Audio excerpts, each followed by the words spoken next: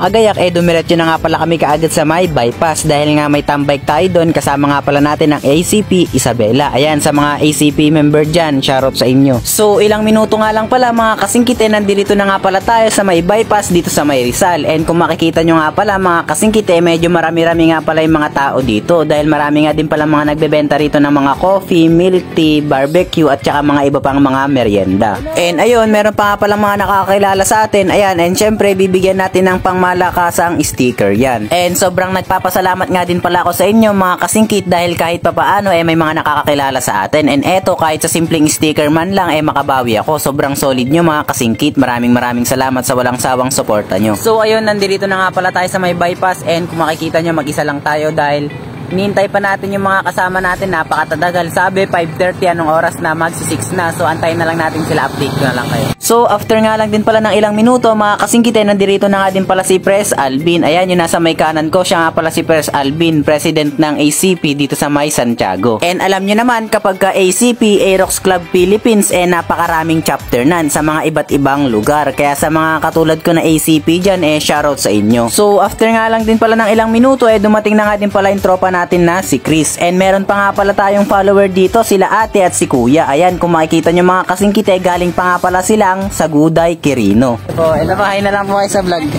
Hi, Idol.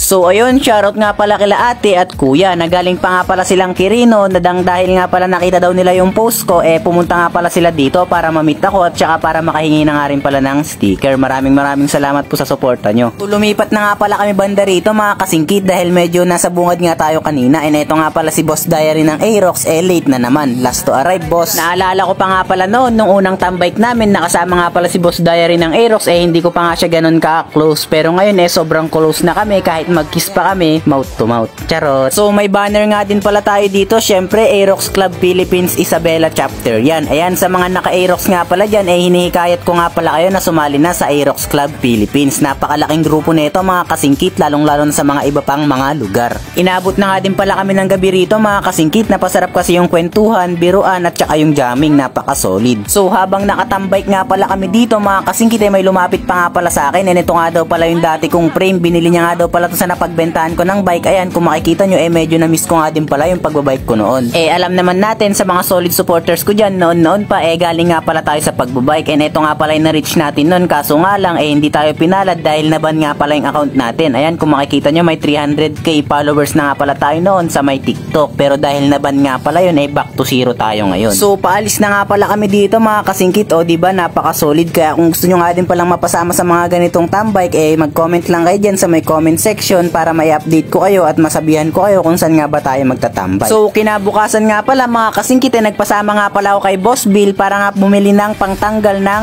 residue ng sticker. Dahil kung makikita nyo nga pala dito, may mga naiwan nga pala na residue ng sticker dyan. And ito nga pala yung binili namin mga kasingkit, ito nga pala yung wipe out. Sa paggamit nga pala nito mga kasingkit, napaka basic nga lang niya, ilalagay nyo lang siya and then magrarab lang kayo ng magrarab. So ayan, tapos na nga pala namin matanggal yung mga ibang residue. Ayan, kung makikita nyo, wala na nga pala yung ibang residue dyan. Ayan, kung makikita nyo dyan.